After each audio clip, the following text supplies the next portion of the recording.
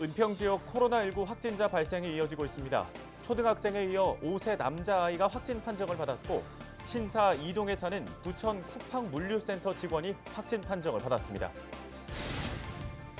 초등학교 등교 개학을 앞두고 초등학생이 확진 판정을 받으면서 해당 학교는 물론 인근 학교가 잇따라 등교 개학을 연기했습니다.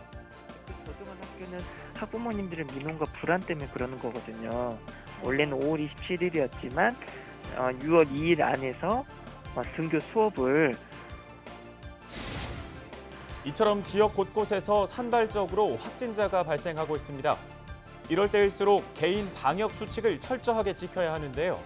정부는 버스나 지하철 등의 대중교통을 이용할 때 마스크 착용을 의무화했습니다.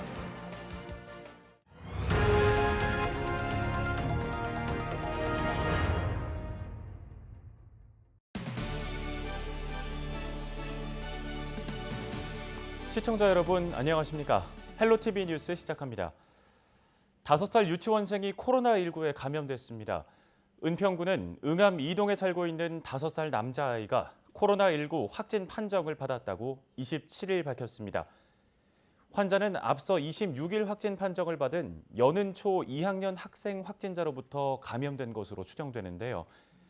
동거인 4명은 자가격리 중이고 3명은 음성이 나왔으며 1명은 검사 결과를 기다리고 있습니다. 같은 날 부천 쿠팡 물류센터에 다니는 직원도 코로나19 확진 판정을 받았습니다. 신사 1동에 거주하고 있는 40대 남성으로 동거인 1명은 자가격리 중입니다. 27일 오후 3시 기준 은평구의 코로나19 확진자는 총 34명입니다. 27일부터 유치원생과 초등학교 1, 2학년, 중학교 3학년과 고등학교 2학년 학생이 등교 개학을 시작했습니다. 하지만 지역 내 곳곳에서 소규모 집단 감염이 발생하면서 은평과 양천 지역을 비롯해 서울의 학교 100곳 이상이 등교 개학일을 연기했습니다. 심다혜 기자가 취재했습니다. 은평구 여는초등학교입니다. 개학 하루 전 초등학교 2학년 학생이 코로나19 확진 판정을 받자 학교는 등교 개학 연기를 결정했습니다. 학교의 입구는 굳게 닫혀 있고 출입문은 이렇게 잠겨 있습니다. 학교는 확진자가 발생하자 48시간의 폐쇄 조치를 내렸습니다. 학생의 아버지인 40대 남성도 코로나19 확진 판정을 받았습니다. 서울시는 아버지가 의정부 확진자와 접촉해 감염된 후 학생에게 전파했을 가능성에 무게를 두고 감염 경로를 조사 중입니다. 이 아버지가 5월 18일 저녁 시간대에 장수 삼계탕을 이용했는데 그때 의정부 확진자와 접촉이 있었던 것으로 일행은 아니었고요. 그 시간대가 이렇게 약간 겹치는 부분이 있어서 학생 확진자가 발생하자 인근의 다른 학교들도 급히 등교 개학일을 조정했습니다. 확진자 학생이 다닌 학원에 타 학교 학생들도 함께 다녔기 때문입니다. 엄마들이 갑자기 불안해진 거죠. 주변에 조금 멀리 있는 학교들도 연계하면서 셔틀을 돌리는 학원이라 셔틀 운행을 하면서 거기에 고학년이 있으면 우리는 사실 지금은 1, 2학년 개학인데 형제관계 때문에 양천에서도 일부 학교가 등교 개학일을 조정했습니다. 양천구 은혜감리교회 전도사 확진 이후 교회 인근 4곳의 초등학교 학부모들은 개학 연기를 요구해왔습니다. 이 중 2곳은 등교 개학 시작일을 다음 주로 미뤘습니다. 조정한 학교는 학부모님들의 민원과 불안 때문에 그러는 거거든요. 원래는 5월 27일이었지만 6월 2일 안에서 등교 수업을 하지만 정상 등교를 결정한 학교의 학부모들도 불안한 마음으로 학생들을 학교에 보냅니다. 이렇게 확진자가 나오면 집에 있는 게 차라리 낫다라는 의견이 더 많아요. 지역 곳곳의 집단 감염으로 등교 개학일 조정에 나선 학교들. 석 달째 잠겨 있는 학교의 문을 여는 건 여전히 힘들기만 합니다. 헬로티비 뉴스 심다혜입니다. 네, 앞서 보신 것처럼 2차 등교 개학을 앞두고 초등학생이 확진 판정을 받으면서 해당 학교는 물론 인근의 학교들이 등교 개학을 미룬 상태입니다. 이번에는 확진 학생이 나온 여는초등학교의 학부모 연결해서 관련 얘기 들어보도록 하겠습니다. 김성자 학부모님 연결되어 있습니다. 안녕하십니까? 네, 안녕하세요. 네, 지금 자녀가 몇 학년인가요? 예, 저희 아이도 지금 연원초 3학년에 재학 중이에요. 네, 이 3학년이면은 다음 주에 등교를 했어야 되는데 지금 개학이 또 한 차례 미뤄진 상황이잖아요. 아이가 다니고 있는 학교에서 학생이 확진 판정을 받으면서 지금 좀 불안하실 것 같은데 어떠신가요? 예, 아이가 다니는 학교에서 많이 이제 걱정도 많이 했거든요. 갑자기 뭐 그렇게 발생을 해서 당혹스럽기도 하고요. 예. 그리고 뭐 주변 엄마들도 걱정스러워하고 특히 뭐 개학을 앞둔 시점이라서 더 염려되기도 하고 뭐 어떤 엄마들은 뭐 개학을 연기해야 된다는 얘기들도 많고 하기는 해요. 예. 그래서 뭐 저 역시도 뭐 당분간은 개학이 힘들 것 같기도 합니다. 학교에서도 이제 뭐 개학 연기 안내 문자가 왔더라고요. 그래서 이제 뭐 조속히 이게 빨리 종식돼 가지고 학교로 갈 수 있으면 좋은데 아직은 근처 뭐 인근 애들도 이제 추가 감염자가 나올 수도 있는 상황이니까 걱정은 돼요. 네, 그러면은 기존에는 이 등교 개학에 대해서 어떤 입장이셨는지 궁금합니다. 학교 개학한다 그래서 이제 많이 기다렸거든요. 저는 이제 뭐 직장 생활을 하다가 애 때문에 지금 직장도 쉬고 있는 상태라서 뭐 집에서 아이 계속 뭐 마냥 잡아놓을 수 있는 것도 아니고 예. 그래서 뭐 학교 가는 부분에 대해서는 뭐 찬성을 하고 있던 입장이었거든요. 그리고 뭐 주변 엄마들도 염려스럽긴 하지만 이제 학교 가는 부분에 대해서는 뭐 마냥 거의 반학기 정도가 놓쳐버리는 시점이잖아요, 지금. 그래서 네. 이제 그런 부분들 때문에 학교 가는 것들은 이제 다 찬성을 어느 정도 하고 있더라고요. 근데 이제 갑자기 이렇게 터지는 바람에 이제 이것도 어떻게 될지 음. 모르고 해서 염려되긴 해요, 지금.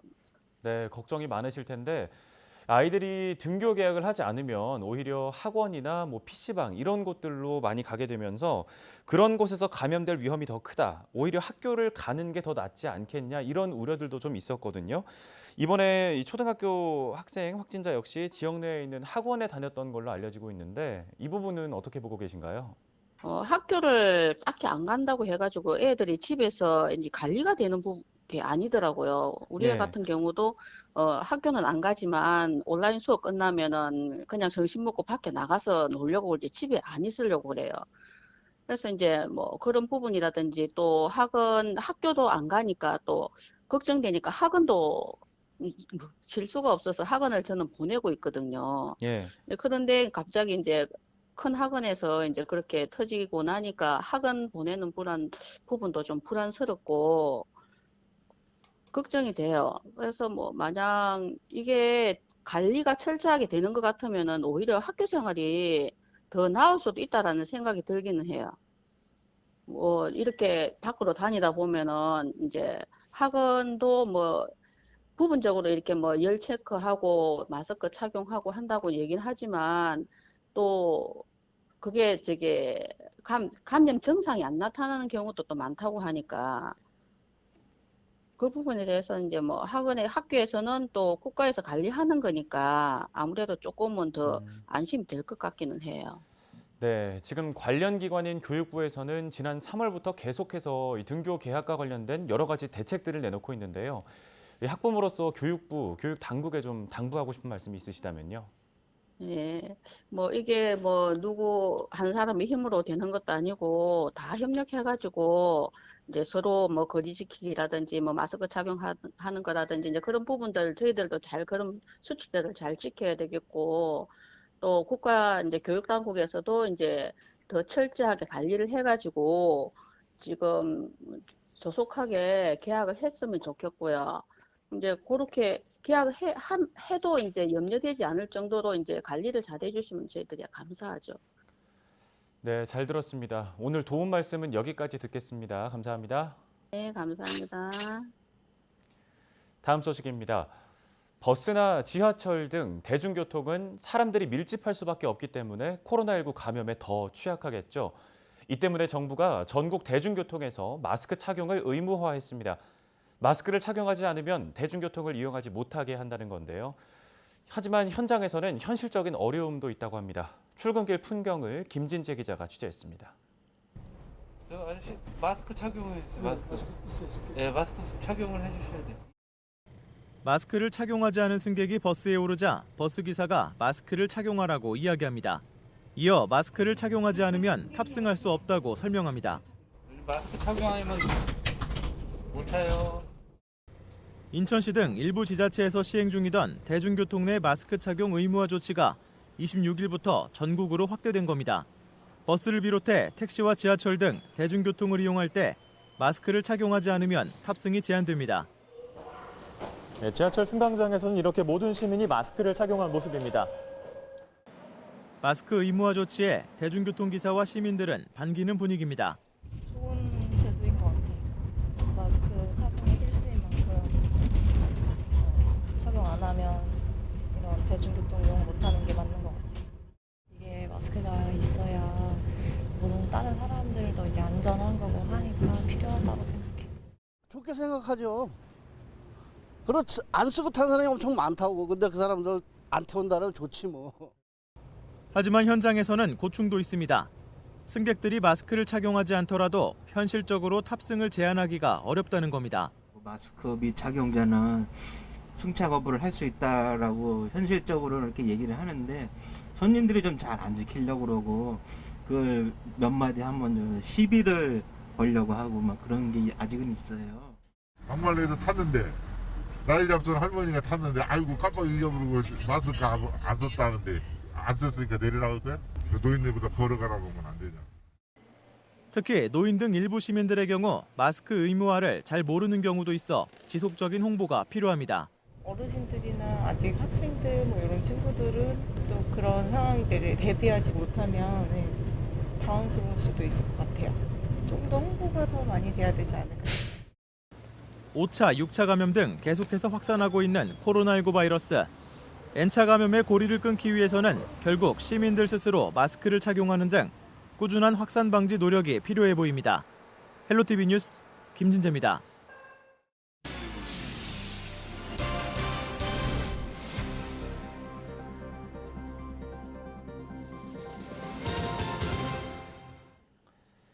우여곡절이 많았던 은평 광역자원순환센터가 현재 설계, 감리 용역 진행 중입니다. 지역 주민들의 의견 충돌이 많았던 지역의 현안이다 보니 여전히 이와 관련해서는 냉랭한 분위기인데요. 이런 가운데 김진회 의원이 은평구와 서울시, 경기도 고양시와 주민이 함께하는 협의체를 구성하자고 제안했습니다.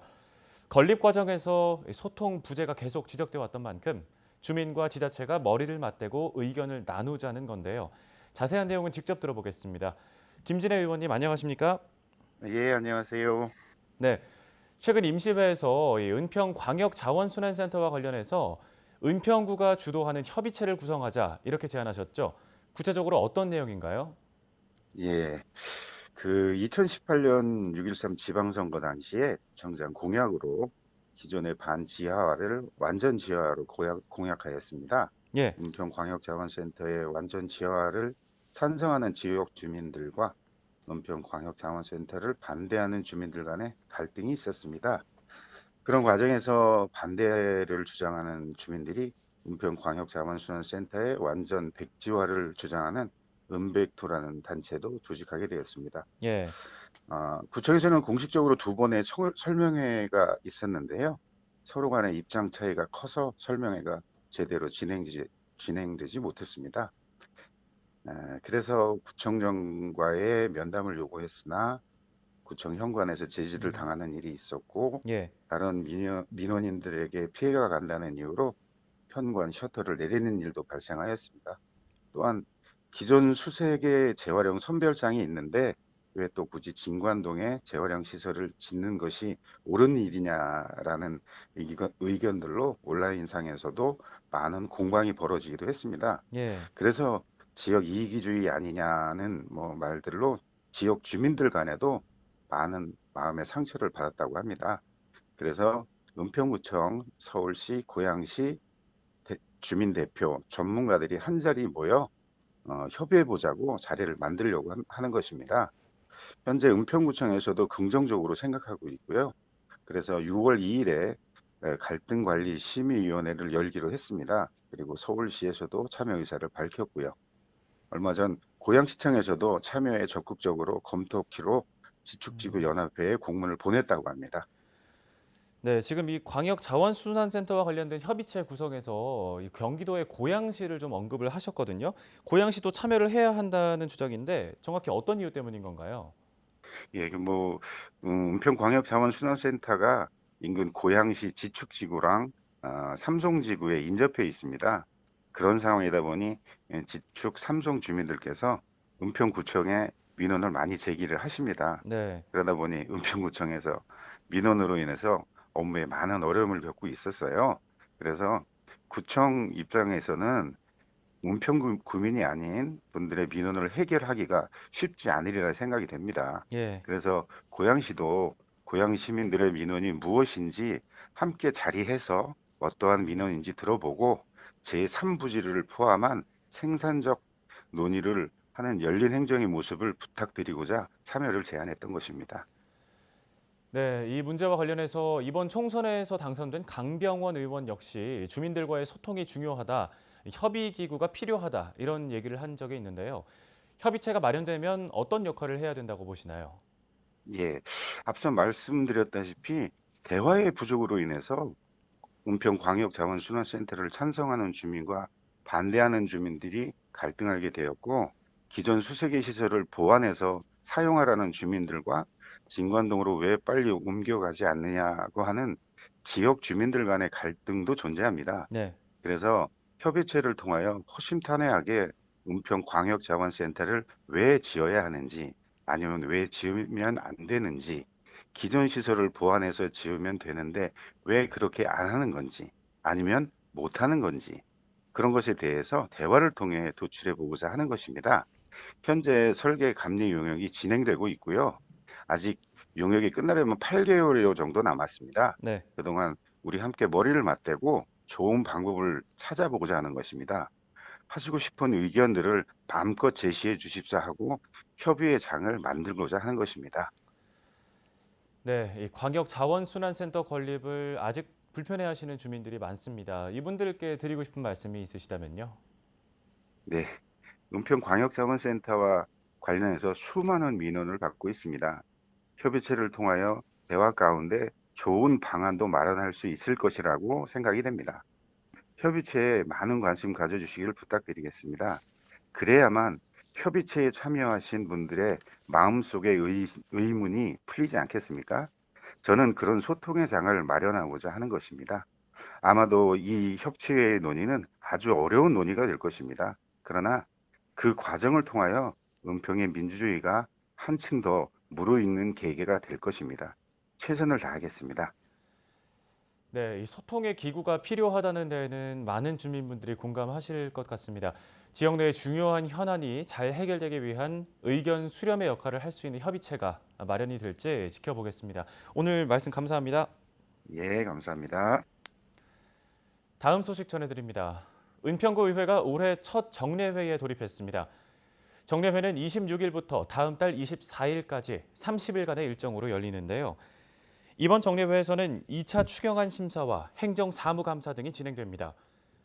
은평구 의회는 27일부터 다음 달 9일까지 예산결산특별위원회를 열고 2019년도 결산과 올해 2차 추경안을 심사하며 10일부터 18일까지 은평구와 출연기관, 동주민센터에 대한 행정사무감사를 진행합니다.